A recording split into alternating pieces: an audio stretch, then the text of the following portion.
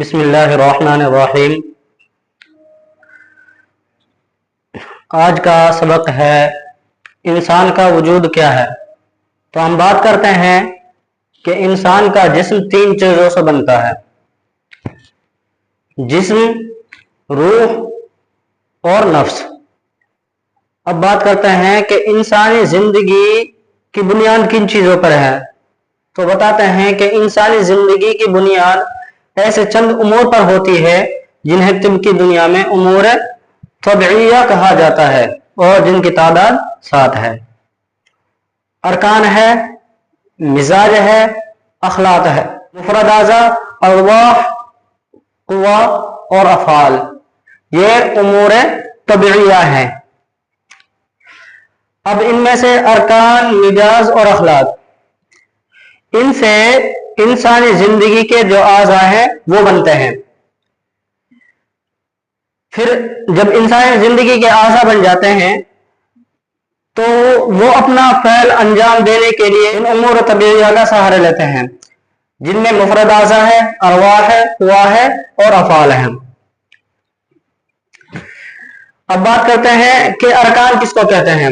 ارکان کہتے ہیں کہ جن کائناتی چیزوں سے انسان بنا ہے وہ 4 ہیں: آگ ہے، مٹی ہے، ہوا ہے، پانی ہے۔ اب بات کریں گے مزاج کے بارے میں۔ مزاج کہتے ہیں کہ ارکان کے ملنے سے جو کیفیت پیدا ہوتی ہے وہ بھی 4 ہیں: تر مزاج ہے، خشک مزاج ہے، گرم مزاج ہے اور سرد مزاج ہے۔ اب بات کرتے ہیں اخلاق کسے کہتے ہیں۔ اخلاق کہتے ہیں کہ انسان جو غذا کھاتا ہے ان سے 4 قسم کے اخلاق پیدا ہوتے ہیں: بلغم یعنی تر مزاج، الحاقی مادہ یعنی سرد مزاج، سوداوی مادہ یعنی خشک مزاج اور صفراوی مادہ یعنی گرم مزاج۔ خون کے بارے میں بتا دیتا ہوں کہ خون الگ سے کوئی خلط نہیں ہے، بلکہ جو 4 خلطیں ہیں: بلغم، الحاقی مادہ، سودا اور صفرا، چاروں چیزوں کے مجموعہ کا نام خون ہے۔ خون کا کام یہ ہے کہ جو یہ چاروں مزاج ہیں، یہ جو چاروں خلط ہیں، ان تک ان کی غذا پہنچانا یہ خون کا کمال ہے۔ تو اس تک بلغم پہنچانا، اور دل ہے اس تک سودا پہنچانا، جگر ہے اس کے تک صفرا پہنچانا۔ نمبر 4 پر آتا ہے مفرد اعضاء۔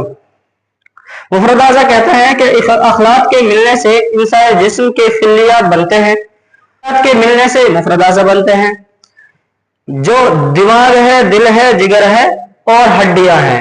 ہڈیاں ہیں یہ الحاقی مادہ ہے۔ نمبر 5 پہ ارواح۔ انسانی جسم میں 3 قسم کی روحیں پائی جاتی ہیں: روح نفسیاتی جس کا مرکز دماغ ہے، روح طبیعی جس کا مرکز جگر ہے اور روح حیوانی جس کا مرکز دل ہے۔ اب نمبر 6 پر آتا ہے قوا۔ قوا انسانی جسم میں 3 قوتیں ہوتی ہیں۔ جس طرح 3 روحیں ہوتی ہیں اسی طرح 3 قوتیں بھی ہوتی ہیں۔ پہلی قوت ہے قوت نفسیاتی جس کا مرکز دماغ ہے، دوسری قوت ہے قوت طبیعی جس کا مرکز جگر ہے، اور تیسری قوت ہے قوت حیوانی جس کا مرکز دل ہے۔ نمبر 7 پہ ہے افعال۔ افعال کہتے ہیں حرکت، سکون اور ضعف کو۔ تو اب بات کریں گے کہ حرکت، سکون اور ضعف کیا چیز ہے۔ تو روح اور قوا اگر اپنا فعل اچھے سے انجام دے رہے ہیں تو وہ حرکت ہوتی ہے، اور اگر روح اور سرے سے انجام نہ دیں، بالکل انجام نہ دیں تو سکون ہو جاتا ہے۔ اور نمبر 3 پہ ہے ضعف۔ اگر روح اور قوا اپنا فعل انجام تو دے لیکن مکمل طور پر انجام نہ دے تو وہ ضعف ہوتا ہے۔ یہ تھا انسان کا وجود۔ امید ہے کہ سمجھ میں آ گیا ہوگا۔ اگر نہ آئے تو کمنٹ کر دینا اور ہمارے چینل کو سبسکرائب کر لیں۔ انشاءاللہ آئندہ سبق میں مزاج کے مطابق علاج کے طریقے کے بارے میں بات کی جائے گی.